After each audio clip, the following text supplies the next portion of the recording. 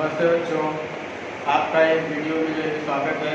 आज हम लोग कक्षा 8वीं विषय विज्ञान का अध्ययन करेंगे। इसमें पहला पाठ है सजीव सृष्टि। सजीव सृष्टि एवं सूक्ष्म जीवों का वर्गीकरण, ये पाठ का नाम है मेरे प्यारे बच्चों। इस पाठ के अंदर हम लोग देखेंगे कि सजीव सृष्टि अर्थात सजीव सृष्टि होती क्या है।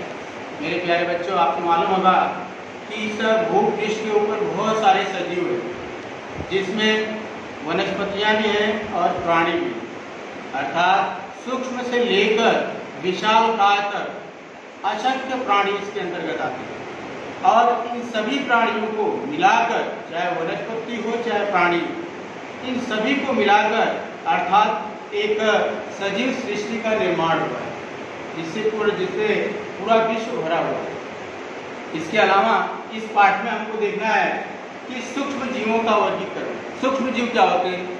अर्थात ऐसे सजीव जो हमको आंखों से दिखाई नहीं देते, उनको देखने के लिए हमको सूक्ष्मदर्शी का उपयोग करना पड़ता है। ऐसे सजीवों को हम लोग सूक्ष्मजीव के नाम से जानते हैं। और आपको मालूम होगा इनका वर्गीकरण, अर्थात आपको मैंने पहले बता दिया बच्चों, इस भूपृष्ठ के ऊपर बहुत सारे सजीव हैं, सूक्ष्म से लेकर विशालकाय तक। अब इन सभी सजीवों को एक साथ जो है कि हम उनका अध्ययन नहीं कर सकते। अर्थात ऐसे सजीवों के लिए हमको उनका जो है कि अलग अलग, अर्थात उनमें समानता, विषमता, भिन्नता के आधार पर हम उनका अलग अलग भागों में जो है कि उनका विभाजन करते हैं और फिर उसका हम लोग अध्ययन करते हैं। इस प्रक्रिया को हम लोग वर्गीकरण करते हैं। तो इस पाठ के अंतर्गत हम लोग देखेंगे कि सजीव सृष्टि एवं सूक्ष्म जीवों का वर्गीकरण। और इस पाठ के अंतर सबसे पहले हम लोग देखेंगे कि जैव विविधता एवं वर्गीकरण की आवश्यकता क्या है। जैव विविधता और एवं वर्गीकरण की क्या आवश्यकता है। मेरे प्यारे बच्चों, आप लोग पिछली कक्षाओं में आप लोगों ने पढ़ा है अनुकूलन के बारे में। अनुकूलन के बारे में आप लोगों ने पढ़ा कि प्रत्येक सजीव में भौगोलिक परिवेश, अन्न ग्रहण एवं संरक्षण के आधार पर उसमें अनुकूलन पाए जाते हैं। मेरे प्यारे बच्चों, इसमें तीन बातें हैं: भौगोलिक परिवेश, अन्न ग्रहण एवं संरक्षण। इन तीनों चीजों के लिए आपको मालूम होगा अनुकूलन होना बहुत आवश्यक है। क्योंकि आपको मैंने बताया था भौगोलिक परिवेश अर्थात क्या, आपको मालूम होगा यहाँ पर जो है कि भिन्न भिन्न जगहों का जो कि परिवेश अलग अलग होता है। अर्थात आप देखिए तो जो कि कहीं पे आपको मालूम पड़ेगा कि खूब एकदम कड़ाके की ठंड पड़ती है और कहीं पे रेगिस्तानी भाग। अब इन दोनों परिवेशों में सामंजस्य स्थापित करना जो है कि कठिन होता है, और इसीलिए वहाँ पे जो सजीव अपना अनुकूलन कर लेता है वहाँ पे वो जीवित रहता है। जैसे मेरे प्यारे बच्चों, अगर हम लोग बात करें रेगिस्तान की, तो आपको मालूम होगा कि रेगिस्तान के अंतर्गत मालूम है कड़ाके की गर्मी पड़ती है। वहाँ पे जो है हमेशा जो है कि धूल उड़ते रहती है, वहाँ का तापमान अधिक है। अब ऐसी कंडीशन में वहाँ पे रहना कितना दुर्भर होता है, लेकिन उस परिवेश में जो सजीव वहाँ पे जीवित रह देता है, अर्थात जो वहाँ पे जो है अपना सामंजस्य स्थापित कर लेता है, वह सजीव वहाँ पे जीवित रहेगा। जैसे आपको मालूम होगा कि रेगिस्तान के अंदर कटीली झाड़ियाँ पाई जाती हैं, नागफनी पाई जाती है। अब कटीली झाड़ियाँ और नागफनी पाए जाने का कारण है क्योंकि आपको मालूम होगा कटीली झाड़ियों में और जो नागफनी वगैरह में जो आप लोगों ने देखा होगा, इनकी पत्तियों का ज़्यादा से ज़्यादा रूपांतरण जो कि कांटों में हो जाता है। और जब कांटों में हो जाता है तो आपको मालूम होगा बच्चों कि वहाँ पे पानी की जो है कि आवश्यकता उनको कम पड़ती है। जब पानी की आवश्यकता कम पड़ेगी तो वो लोग जो है कि अपना जीवन यापन आसानी से कर सकते हैं, क्योंकि आपको मालूम होगा कि उस परिवेश में अर्थात रेगिस्तान में पानी का अभाव है, और इसीलिए वहाँ पे जो है कि इस प्रकार की झाड़ियाँ पाई जाती हैं। ठीक वैसे ही मालूम है प्राणी भी वहाँ पे ऐसे होते हैं। आप लोगों ने ऊँट को देखा होगा। ऊँट को हम लोग रेगिस्तान का जहाज कहते हैं। क्यों कहते हैं? क्योंकि ऊँट जो है उस रेत के ऊपर आसानी से भाग दौड़ सकता है, उसके तलवे गद्दीदार होते हैं, बालों में धंसते नहीं। इसके अलावा वो कई दिनों तक प्यासा रहकर भी जीवित रह लेता है। क्यों? क्योंकि आपको मालूम होगा उसके पीठ में एक कुबड़ नाम का जो भाग होता है, उस कुबड़ के अंदर कई दिनों का पानी वो संचित करके रखते हैं। जिससे वह कई दिनों तक प्यासा रह सकता है, अर्थात उसको जल्दी जल्दी प्यास नहीं लगती। इसीलिए रेगिस्तान जैसे प्रदेशों में इस प्रकार के सजीव वहां पे पाए जाते हैं। अब इसी का अगर उल्टा चले हम लोग कश्मीर की तरफ, तो आपको मालूम होगा कश्मीर में हम लोग ऊँट को नहीं दे सकते, वो वहां पे नहीं रह सकता, क्योंकि वहां का परिवेश अलग है। वहां पे आप लोग को मालूम होगा खूब ऊंची ऊंची झाड़ियां पाई जाती हैं, खूब ऊंचे ऊंचे वृक्ष पाए जाते हैं। क्यों पाए जाते हैं? क्योंकि वहाँ का जो परिवेश है, अर्थात जो वहाँ का भौगोलिक क्षेत्र है वो पहाड़ी, और ऐसे पहाड़ी क्षेत्रों में उनको सूर्य का प्रकाश को प्राप्त करने के लिए उनको खूब ऊंचाई पे बढ़ना पड़ता है, और जितना ऊंचा वो बढ़ेंगे उतना उनको जो कि अच्छा सूर्य का प्रकाश मिलेगा, अर्थात उनका प्रकाश संश्लेषण की प्रक्रिया अच्छी होगी। और इसीलिए वहाँ पे जो है ऊंचे ऊंचे वृक्ष पाए जाते हैं। और साथ ही आपको मालूम होगा कि रेगिस्तान के अंदर वहाँ पे जो है कि कड़ाके की ठंड पड़ती है, वहाँ पे हमेशा बर्फ गिरती रहती है, और ऐसे कंडीशन में वहाँ पे जो झाड़ियाँ होती हैं, वहाँ पे जो वृक्ष हैं वो सूच्याकार होते हैं, अर्थात उनकी रचना कोण जैसी होता है, उनकी रचना जो है कोण जैसी होती है। इसीलिए वहाँ पे आप लोगों ने देखा होगा कि वहाँ पे उनके ऊपर अगर मालूम है कोई बर्फ गिरती है तो वह बर्फ आसानी से जो है कि नीचे फिसल कर आ जाती है, जिससे वहाँ पर आप लोगों ने देखा होगा कि इतने लंबे लंबे और जो है कि शंकु नुमा जो है कि वृक्ष पाए जाते हैं। तो ये मालूम है दोनों के परिवेश की बात है कि मतलब कि जिस परिवेश में जिस प्रकार के सजीव वहां पे पाए जाते हैं उस परिवेश में उनको उस तरह से ढलना पड़ेगा। अगर जो नहीं ढल पाएंगे तो वहां पे वो जीवित नहीं रहेंगे। तो इसके आधार पर उसमें अनुकूलन होता है। दूसरी बात मैंने आपको बताया था अन्न ग्रहण। अब भोजन ग्रहण करने के भी तरीके अलग अलग होते हैं। आप लोग को मालूम होगा मेरे प्यारे बच्चों, कोई भोजन जो है कि हाथ से उठाकर ग्रहण करता है, कोई जो है कि डायरेक्ट जो है कि मुंह से खाते हैं। तो ये सब जो है इनका जो है कि अनुकूलन है। अभी हम लोग जो है कि जंगल की तरफ चलते हैं तो जंगल में आप लोगों ने देखा होगा कि शेर बाघ चीता पाए जाते हैं। अब इनका जो है कि अब देखिए इनको जो है कि जबड़े कितने मजबूत होते हैं, उनके दांत बड़े बड़े मोटे होते हैं, मजबूत होते हैं। क्यों होते हैं?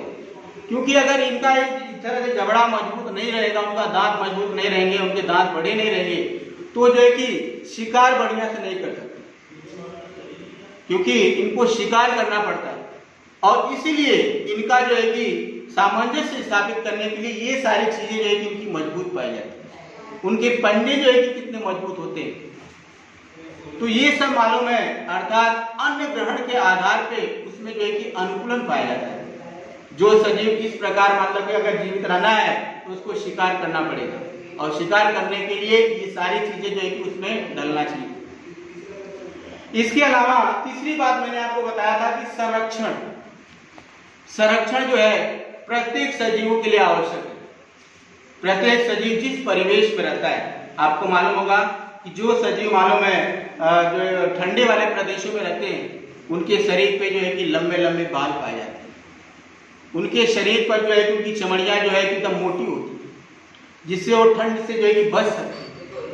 वही हाल है कि रेगिस्तान की तरफ भी अगर बढ़े तो वहां पे जो है कि पाए जाने वाले जो सजीव होते हैं उनके जो चमड़ियां होती है मोटी होती है। अभी आप लोग को मैंने ऊंट के बारे में बताया था, ऊंट को आप लोगों ने देखा था कि वो रेत के ऊपर भी आसानी से चल सकता है। इसके अलावा जब रेत उड़ती है तो उसके जो है आप लोग देखे होंगे कि जो उनके आंखों के ऊपर की जो परत होती है वो लंबी होती है, जिससे वो आसानी से ढक सकता है, मतलब इससे उसकी आंखों की सुरक्षा होती है। इसके अलावा आप लोग को मालूम होगा कि उसके नथुने जो है कि आगे की तरफ जो है कि गिरे हुए होते हैं, अर्थात जिससे वह नाक को आसानी से ढक सकता है। तो मेरे प्यारे बच्चों, इस प्रकार मतलब कि प्रत्येक सजीव चाहे जिस परिवेश में रह रहा है वो मालूम है अपनी सुरक्षा के आधार पर उसमें अनुकूलन पाया जाता है। तो ये सारी चीजें हम लोगों ने जो है कि पिछली कक्षाओं में हम लोगों ने देखा था कि परिवेश अर्थात अन्न ग्रहण एवं संरक्षण के आधार पर उसमें अनुकूलन पाया जाता है। अब इस अनुकूलन के आधार पर एक ही प्रजाति के सभी सजीवों में विभिन्न बदलाव दिखाई देते हैं। सजीव एक ही प्रकार के रहेंगे, लेकिन जिस परिवेश में रहते हैं उस परिवेश के आधार पे उसमें अलग अलग बदलाव आ जाते हैं। ये बदलाव जो है कि उनका अनुकूलन है। अगर ऐसा अनुकूलन नहीं कर पाएंगे तो वो जीवित नहीं रहेंगे।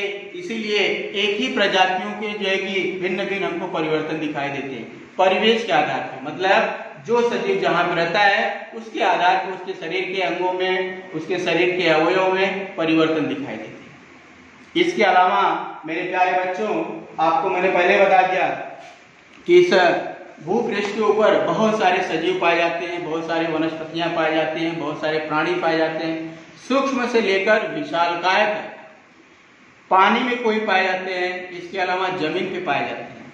मतलब कुल मिलाकर अगर आप देखें तो 87-10 लाख से भी अधिक सजीव जो है कि भूपृष्ठ के ऊपर पाए जाते हैं। 87-10 लाख से भी अधिक। अब इतने सारे सजीवों का एक साथ अध्ययन कर पाना कठिन होता है। इसीलिए इन सभी सजीवों को, चाहे वनस्पति हो चाहे प्राणी हो, इन सभी को अलग अलग वर्गों में इनको विभाजित करना पड़ता है। अब वो विभाजित कैसे करते हैं? उनमें समानताओं और विभिन्नताओं के आधार पर उनके समूह और उपसमूह बनाए जाते हैं। उनमें क्या क्या समानता है, क्या क्या अंतर है, उसमें क्या भिन्नता दिखाई देती है, इसके आधार पर अलग अलग उनके समूह बनाए जाते हैं और उपसमूह बनाए जाते हैं। मेरे प्यारे बच्चों, इसी प्रक्रिया को हम लोग जैविक वर्गीकरण कहते हैं। अर्थात अलग अलग जो समूह और उपसमूह बनाए जाते हैं, उनके समानताओं और विभिन्नताओं के आधार पर इसी प्रक्रिया को हम लोग जैविक वर्गीकरण कहते हैं। मेरे प्यारे बच्चों, एक अमेरिकन वैज्ञानिक हैं डॉक्टर रॉबर्ट हार्डिंग विटाकर।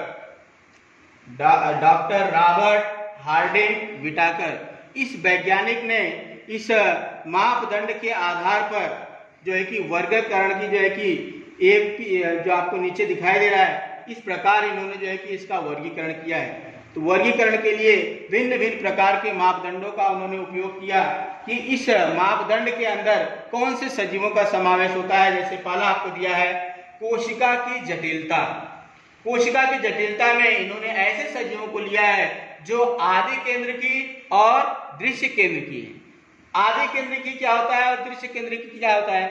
मेरे प्यारे बच्चों, ऐसे जो है कि सजीव जिसमें जो केंद्रक अस्पष्ट होते हैं, केंद्रक तो होते हैं लेकिन अस्पष्ट होते हैं, स्पष्ट रूप से मालूम नहीं पड़ते हैं, उसे हम आदि केंद्र की कहते हैं। लेकिन जिसमें मालूम है केंद्रक स्पष्ट रूप से दिखाई पड़ते हैं, उसके ऊपर जो है आसानी से एक आवरण होता है, उसे हम लोग दृश्य केंद्रकी के नाम से जानते हैं।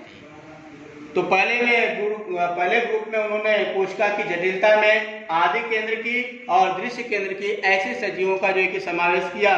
उसी के आधार पर दूसरा जो उन्होंने लिया था सजीवों के प्रकार के आधार पर कि सजीव कितने प्रकार के हैं। जैसे यहाँ पे आपको दिया गया है कि एक कोशी और बहुकोशी।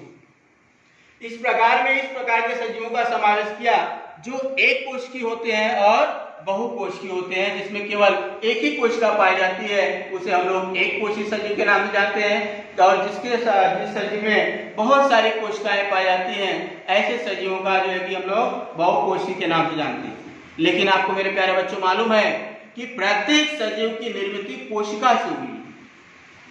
तो जिसकी एक कोशिका से हुई है उसे एक कोशी, और जिसकी बहुत सारी कोशिकाओं से निर्मित हुई है उसे बहुकोशी के नाम से जानते हैं। तो कोशिका में इस प्रकार से जो है कि सजीवों के प्रकार में उन्होंने एक कोशिकी और बहुकोशिकी सजीवों का समावेश किया। तीसरा प्रकार में उन्होंने लिया है कि पोषण का प्रकार, कि पोषण के प्रकार पे इस प्रकार के सजीवों को लिए हैं जिसमें तीनों हैं, वनस्पति, कवक और प्राणी। अब वनस्पति में स्वयं पोषी अर्थात जो प्रकाश संश्लेषण क्रिया करती है। मेरे प्यारे बच्चों, आपको मालूम होता है कि जितनी भी हरी वनस्पतियां होती हैं इन सब में हरित लवक पाया जाता है, और ये सभी हरित, जिसमें हरित लवक पाया जाता है, ये सभी वनस्पतियां स्वयं पोषी होती हैं, अर्थात अपना भोजन खुद तैयार करती हैं। ऐसी वनस्पतियों को हम लोग स्वयं पोषी के नाम से जानते हैं, अर्थात ये वनस्पतियां प्रकाश संश्लेषण की क्रिया करती हैं, अर्थात अपना भोजन खुद तैयार करती हैं। इसके अंतर्गत आप लोग को देखा है, दूसरा आप लोगों ने दिया है कवक। कवक अर्थात ये क्या होते हैं? परपोषी होते हैं, और यह जो है मृत अवशेषों से अन्य ग्रहण जमा अपना जो है कि ग्रहण करते हैं। परपोषी अर्थात सड़े गले पदार्थों से ये अपना भोजन को ग्रहण करते हैं, इसीलिए इनका जो है कि दूसरे ग्रुप अर्थात जो है कि इनका भोजन के प्रकार में अर्थात पोषण के प्रकार में कवक में लिया गया है। तीसरा है प्राणी। मेरे प्यारे बच्चों, प्राणी जितने भी होते हैं सब भक्षक हैं, अर्थात दूसरे के द्वारा तैयार किए गए भोजन को ग्रहण करते हैं, ये अपना भोजन खुद तैयार नहीं करते हैं। अर्थात जैसे आप लोगों ने देखा होगा कि गाय, भैंस, भेड़, बकरियां ये सब जो है कि भक्षक है, लेकिन प्राथमिक भक्षक है, अर्थात जो है कि वनस्पतियों के द्वारा तैयार किए गए भोजन से ये अपना भोजन प्राप्त करती है, अर्थात ये भक्षक के अंतर्गत आते हैं। तो इस प्रकार जो है वनस्पति, कवक और प्राणी इस पोषण के अंतर्गत लिए गए। अगला है जीवन शैली। अब जीवन शैली में अर्थात उनके जीवन का जो तरीका है, जैसे उत्पादक, भक्षक और विघटक। उत्पादक में जितनी सारी वनस्पतियां आती हैं, इन सभी वनस्पतियों का जो है कि समावेश उत्पादक के अंतर्गत होता है, क्योंकि ये अपना भोजन खुद तैयार करते हैं। दूसरा आप लोगों को देखा होगा भक्षक। जितने सारे प्राणी हैं, इन सारे प्राणियों का समावेश भक्षक के अंतर्गत होता है। और लास्ट है विघटक, अर्थात सड़े गले पदार्थ, अर्थात मृत सजीवों के अवशेषों से यह अपना भोजन ग्रहण करते हैं, जैसे कवक। इसके अलावा अगला लास्ट है वंशावली संबंध। वंशावली संबंध के अंतर्गत ऐसे सजीवों के समावेश उन्होंने किया है जो आदि केंद्रकी से दृश्य केंद्रकी की ओर तथा एक कोशिकी से बहुकोशिकी की ओर, अर्थात ऐसे सजीवों को उन्होंने इसमें समावेश किया जो आदि केंद्रकी, अर्थात जिसमें जो है कि केंद्रक स्पष्ट नहीं दिखाई देते हैं, लेकिन धीरे धीरे उसमें जो है कि परिवर्तन होते होते उनके केंद्रक स्पष्ट हो जाते हैं। और उसी प्रकार से समझ लो कि जो सजीव की निर्मिति एक कोशिका से हुई है, उसमें धीरे धीरे परिवर्तन होते होते आज बहुकोशिकी में परिवर्तित हो गए। मेरे प्यारे बच्चों, आपको मालूम होगा कि प्रारंभ में जब मालूम है सजीवों की उत्पत्ति हुई, तो उस समय समुद्र में केवल एक कोशिक सजीव का निर्माण हुआ था, लेकिन आज जो है कि भूपृष्ठ के ऊपर, चाहे पानी में ले लीजिए, सभी जगहों पे आज विशालकाय सजीव दिखाई पड़ते हैं, मतलब बहुकोशिकीय सजीव दिखाई पड़ते हैं। लेकिन प्रारंभ में जब निर्मित हुई थी केवल एक कोशिका का, तो उसी प्रकार इनकी जो वंशावली है एक कोशिका से बहुकोशिकी की ओर तरफ जो है कि इनका होता है। तो ये था इनके जो है रॉबर्ट हार्डिंग के जो है कि विटाकर के जो है ये सारे जो है कि पंच जगत है, जिनको मैंने इस सारणी के माध्यम से यहाँ पे दिखाया। इस चार्ट में आप लोग देखेंगे कि किस तरह से उन्होंने जो है कि इसका पूरा विच्छेदन किया है कि सजीवों में जैसे उन्होंने पहले लिया था, सजीव से आदि केंद्र की और दृश्य केंद्र की दो भागों में उन्होंने डिवाइड किया था। आदि केंद्र की में उन्होंने एक कोशीय सजीवों का जो है कि इस कॉलम में उन्होंने लिया था, जो सजीव एक कोशी होते हैं, अर्थात जिसमें मालूम है केंद्रक अस्पष्ट रूप से दिखाई पड़ते हैं। अब उसी की तरह चलते हैं दृश्य केंद्रकी में। तो दृश्य केंद्रकी में उन्होंने दो भागों में डिवाइड किया, एक कोशी और बहुकोशी। एक कोशी के अंतर्गत प्रोटिस्टा, और यहाँ पे आप लोगों ने देखा था एक कोशी के अंतर्गत किसको लिया था, मोनेरा। मोनेरा और प्रोटिस्टा ये क्या है, वनस्पतियां हैं। इसके अलावा जो है कि बहुकोशी के अंतर्गत आप लोगों ने देखे यहाँ पे कि तीन भागों में बांटा है। ये बहुकोशी जो सजीवों को कवक, वनस्पति और प्राणी जगत, कवक जगत, वनस्पति जगत और प्राणी जगत। कवक जगत में ऐसे सजीवों को लिया है जिसमें कोशिका भित्ति वाले परंतु प्रकाश संश्लेषण न कर पाने वाले, मतलब ऐसे सजीवों का उन्होंने समावेश किया इसके अंतर्गत जिसके अंदर कोशिका भित्ति तो होती है लेकिन वो प्रकाश संश्लेषण नहीं करते। और दूसरे में आप लोगों ने देखा वनस्पति में कोशिका भित्ति वाले प्रकाश संश्लेषण कर पाने वाले, मतलब सभी वनस्पतियों का समावेश इसके अंतर्गत है। ऐसी वनस्पतियां जो प्रकाश संश्लेषण करती है, अर्थात इसके अंदर हरित लवक पाया जाता है। ऐसे सजीवों का उन्होंने इस जगत में समावेश किया। और जो लास्ट जगत उनका है प्राणी, और प्राणी जगत में कोशिका भित्ति विहीन, मतलब जितने सारे प्राणी होते हैं इनमें कोशिका भित्ति नहीं पाई जाती है, केवल कोशिका भित्ति वनस्पतियों में पाई जाती है। तो इस प्रकार मेरे प्यारे बच्चों उन्होंने जो है कि पंच जगत पद्धति, अर्थात जो है कि इसी को जो है कि पंच जगत, अर्थात आपको मालूम होगा कि पंच जगत वर्गीकरण पद्धति का नाम दिया। तो ये है पंच जगत, मतलब पहले में आपका मोनेरा, दूसरे में प्रोटिस्टा, तीसरे में कवक, चौथे में वनस्पति और पांचवें में प्राणी। इस प्रकार जो है कि इसका समावेश किया। तो हम लोग एक एक करके देखेंगे कि मोनेरा क्या होता है, प्रोटिस्टा क्या होता है और कवक क्या होते हैं। तो मेरे प्यारे बच्चों, मोनेरा के बारे में हम लोगों ने देखा, इसकी विशेषता को अगर मालूम है आपको मोनेरा देखना है तो हम लोग जो है एक जब विद्यालय जब खुलेगा तो हम लोग इसका जो है कि प्रयोग करेंगे, सूक्ष्मदर्शी के अंतर्गत हम लोग देखेंगे इसको। लेकिन पहले इसकी जो है कि विशेषता को जान लीजिए कि मोनेरा होता क्या है। अगर आप लोग को अगर देखना है तो आप लोग जो छाछ या दही का एक बूंद लेकर कांच की पट्टी के ऊपर हम उसको आसानी से जो है कि सूक्ष्मदर्शी में देख सकते हैं। जब सूक्ष्मदर्शी में हम लोग देखेंगे इसको तो आपको मालूम होगा इस प्रकार हमको जो है कि विशेषताएं दिखाई पड़ेंगी। अर्थात इस जगत में सभी प्रकार के जीवाणुओं और नीलहरी शैवाल का समावेश होता है। जो आप लोग को मालूम होगा जो मोनेरा जगत है इसमें सभी प्रकार के जीवाणु और नीलहरी शैवाल का जो है कि समावेश होता है, जिसकी विशेषता इस प्रकार है। जैसे पहला है, ये सजीव जो होते हैं एक कोशिकीय होते हैं।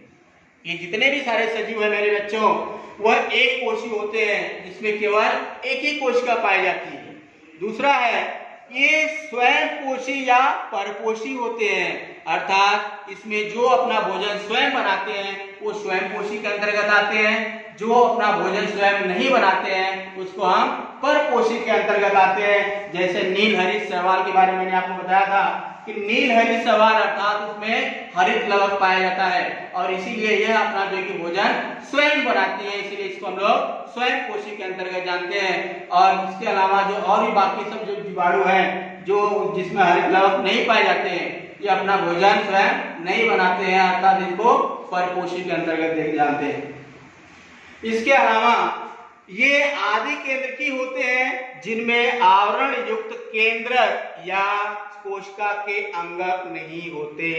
ये आदि केंद्रकी होते हैं, अर्थात इसमें जो केंद्रक होता है वह स्पष्ट दिखाई नहीं देता है। जिसमें आवरण युक्त केंद्रक या केंद्रक का जो कि अर्थात कोशिका के कोई भी भाग अर्थात उसके अंगक जो होते हैं वो कोई भाग उसके अंदर दिखाई नहीं देता। तो ये सारी विशेषताएं जो है कि मोनेरा की, जिसमें हम लोगों ने देखा कि ये एक कोशी होते हैं, ये स्वयं पोषी या परपोषी हो सकते हैं, ये आदि केंद्र की होते हैं, इसमें आवरण तथा केंद्रक या कोशिका के अंगक नहीं पाए जाते। तो मेरे प्यारे बच्चों ये जो है कि मोनेरा की विशेषताएं हैं। इसके अलावा जो दूसरा था हम लोगों ने देखा था प्रोटिस्टा क्या होता है। प्रोटिस्टा को भी अगर देखना है तो जो आप लोग को मालूम होगा कि गांव में आप लोगों ने देखा होगा जो डबरे होते हैं अर्थात गड्ढा जहां पे पानी जमा होता है उसमें से मालूम है एक बूंद पानी कांच की पट्टी के ऊपर अर्थात स्लाइड के ऊपर रखकर अगर हम सूक्ष्मदर्शी के अंतर्गत देखेंगे तो आपको अनियंत्रित वाली कोशिकाओं वाले जो कि सजीव हमको उसके अंदर रेंगते हुए दिखाई देंगे। अब ये सजीव को अगर आप देखेंगे तो ये सजीव की जो कोशिकाएं होती है अनिश्चित आकार वाले होते हैं, अर्थात इसे हम लोग सूक्ष्मजीव के नाम से जानते हैं। अब यह जो है कि इनकी क्या विशेषता है, जैसे आप लोगों को दिया गया है कि प्रोटिस्टा जगत के सजीव एक कोशिकीय होते हैं, इसमें आवरण युक्त केंद्रक होता है। मेरे प्यारे बच्चों ये सजीव भी एक कोशी है, लेकिन इनका जो केंद्रक होता है स्पष्ट रूप से हमको मालूम पड़ता है और वह केंद्रक के ऊपर आवरण युक्त होता है, अर्थात उसका पूरा एक घेरा होता है जिसके माध्यम से हम आसानी से उसको पहचान सकते हैं कि ये केंद्रक। दूसरा है प्रचलन के लिए कूटपार या बाल जैसे रोमक या कशाविकाएं होती है। मेरे प्यारे बच्चों आपको मालूम होगा जो इनके रेंगने के लिए अर्थात प्रचलन करने के लिए चलने के लिए इनके अंदर कूटपार पाए जाते हैं। जैसे आप लोग अमीबा देखिए, अमीबा को आप लोगों ने देखा होगा कि अमीबा में कूटपार होता है। पैरामीशियम में आप लोगों ने देखा होगा, युग्लिना आप लोगों ने देखा होगा, है ना। युग्लिना वगैरह में आप देखेंगे तो उसमें कशाविकाएं पाई जाती है, अर्थात आपको रोमक दिखाई पड़ते हैं जिसके माध्यम से ये लोग क्या करते हैं चलते हैं, अर्थात अपना प्रचलन किया करते हैं। इसके अलावा ये स्वयं पोषी या परपोषी दोनों होते हैं। ये स्वयं पोषी और परपोषी दोनों होते हैं। जैसे स्वयं पोषी में मैंने आपको बताया था युग्लिना, जिसमें हरित लवक पाया जाता है, जो हरे रंग की दिखाई पड़ती है, इसीलिए हम लोग इसको स्वयं पोषी के नाम से जानते हैं। लेकिन जो अमीबा होता है वह अमीबा में हरित लवक नहीं पाया जाता है, इसलिए अमीबा परपोषी। तो इस प्रकार जो है कि यूग्लिना और अमीबा जो प्रोटिस्टा जगत के जो है कि प्राणी पाए जाते हैं। तो ये है इसकी जो विशेषताएं थी, जिसमें मैंने आपको बताया कि एक कोशी होते हैं, इसमें केंद्रक होता है, स्पष्ट रूप से हमको मालूम पड़ता है। इसमें प्रचलन के लिए कूटपाल या रोमक या कठाविकाएं पाई जाती हैं। इसके अलावा ये स्वयं पोषी या परपोषी होते हैं। तो प्रोटिस्टा जगत में ये इतनी सारी विशेषताएं हैं। इसके बाद लास्ट आपका बचा हुआ है कवक। कवक के बारे में तो आप सभी लोग जानते ही हैं। कवक अगर देखना है तो अगर आपको मालूम है, घर के अंदर मालूम है, ब्रेड पाव रोटी या रोटी का टुकड़ा ले लीजिए, उसको हल्का सा गीला करके उसको जो है कि किसी डब्बे में बंद करके रख दो। 2-4 दिन के बाद आप देखेंगे उसके ऊपर मालूम है एक सफेद कलर की एक परत दिखाई देती है। अब उस सफेद कलर की परत को अगर आप उसको मालूम है सूक्ष्मदर्शी के अंतर्गत देखेंगे तो आपको जो है कि अलग अलग प्रकार से वो जो है कि आपको कवक दिखाई देंगे, अर्थात इसको हम लोग फफूंदी के नाम से भी जानते हैं।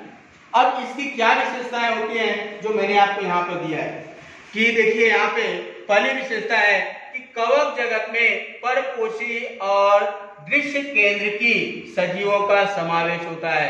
अर्थात परपोषी और दृश्य केंद्र की, परपोषी मतलब ये अपना भोजन खुद नहीं तैयार करते हैं, अर्थात दूसरे को द्वारा तैयार किए गए भोजन को ग्रहण करते हैं, इसके लिए हम लोग इनको परपोषी के नाम से जानते हैं। और दूसरी बात दृश्य केंद्र की, अर्थात इनका जो केंद्रक होता है वह स्पष्ट रूप से हमको मालूम पड़ता है, अर्थात दिखाई देता है। इसीलिए इसमें जो है कि ऐसे सजीवों का समावेश होता है जो परपोषी होते हैं और दृश्य केंद्र की होते हैं। इसके अलावा बहुसंख्यक कवक मृतोपजीवी भी होते हैं, मतलब ज्यादा से ज्यादा जो कवक होते हैं मृतोपजीवी होते हैं, अर्थात सड़े गले पदार्थों से अपना भोजन ग्रहण करते हैं, अर्थात मरे हुए अवशेषों से वो अपना भोजन को ग्रहण करते हैं, इसीलिए इनको मृतोपजीवी के नाम से भी जानते हैं। अर्थात ये सड़े गले कार्बनिक पदार्थों पे जीवित रहते हैं, अर्थात उससे अपना भोजन ग्रहण करते हैं। इसके अलावा कवकों की कोशिका भित्ति काइटिन नामक जटिल शर्करा से बनी होती है। जो मेरे प्यारे बच्चों, जो कवक है, कवकों की बहुत सारी जो कोशिकाएं होती हैं, काइटिन नामक जटिल शर्करा से जो है कि इसकी कोशिकाओं की निर्मित होती है। तो ये सारी विशेषताएं हम लोग कवक के बारे में जाने। इसके अलावा चौथी विशेषता यहाँ पे आपको दिया है कि कुछ कवक तंतुमय होते हैं जिनके कोशिका द्रव्य में अनगिनत केंद्रक होते हैं। कोशिका द्रव्य अर्थात उसके अंदर जो तैलीय पदार्थ होते हैं, जो द्रवित पदार्थ होते हैं, उसका अगर हम लोग सूक्ष्मदर्शी के अंतर्गत अगर उसका अध्ययन करते हैं तो उसमें हमको मालूम है अनगिनत केंद्रक दिखाई देते हैं, मतलब बहुत सारे केंद्रक उसके अंदर स्पष्ट रूप से हमको मालूम पड़ते हैं। और लास्ट है, जैसे आपको यहाँ पे मैंने बहुत सारे उदाहरण दिया है, जैसे कवक हम लोग जिसमें जो है कि किण्व अर्थात बेकर ईस्ट, जिसमें हम लोग मालूम है आपको जो बेकरी वगैरह होती है, जहाँ पे हम लोग ब्रेड वगैरह पाव रोटी तैयार करते हैं, वहां पे जो है कि हम लोग इस प्रकार के जो है कि कवक का उपयोग करते हैं। इसके अलावा फफूंदी को जानते हैं आप लोग, पेनिसिलियन अर्थात जो है कि इस कवक का उपयोग जो है कि हम लोग दवाई औषध में, अर्थात जो कि पेनिसिलियम नामक जो है कि औषध तैयार करने के लिए हम लोग इसका उपयोग करते हैं। और लास्ट है कुकुरमुत्ता, जिसको हम लोग मशरूम के नाम से जानते हैं, जिसका हम लोग भोजन तैयार करने के लिए अर्थात भाजी तैयार करने के लिए इसका उपयोग में लाते हैं। तो इस प्रकार मेरे प्यारे बच्चों, इतने सारी चीजों के बारे में हम लोगों ने अध्ययन किया। इसको आप लोगों ने देखा कि किस प्रकार जो है कि सजीवों का जो है कि अनुकूलन होता है। अब उस अनुकूलन के अंदर जो है कि रॉबर्ट किस तरह से जो है कि वैज्ञानिक को आपको यहाँ पे मैंने आपको दिखाया था, रॉबर्ट हार्डिंग विटाकर जो वैज्ञानिक ने किस तरह से पंच जगत पद्धति की निर्मित की, अर्थात वर्गीकरण के माध्यम से, जिसमें हम लोगों ने प्रोटिस्टा, मोनेरा, कवक के बारे में हम लोगों ने जानकारी लिया। तो इस प्रकार जो है कि इतने सारी चीजों के बारे में हम लोगों ने आज अध्ययन किया इस वीडियो के अंदर। इसके अलावा मेरे प्यारे बच्चों, यहाँ पे आपको मैंने कुछ घर काम दिया है। इस घर काम को अच्छी तरह से आप अपने गृह कार्य की कॉपी में करेंगे। जैसे मोनेरा, प्रोटिस्टा एवं कवक की विशेषताएं कॉपी में लिखकर याद करेंगे, और इसको याद करने के साथ साथ जो आपको ये गृह कार्य आपको मिला है, यह वीडियो में अर्थात आपके जो ग्रुप में, जो क्लास का जो आपका ग्रुप है उसमें आप शेयर करेंगे, जिससे ज़्यादा से ज़्यादा बच्चों तक पहुँचे और जो है कि मालूम पड़े। तो इन्हीं के शब्दों के साथ मैं अपनी वाणी को विराम देता हूँ। धन्यवाद।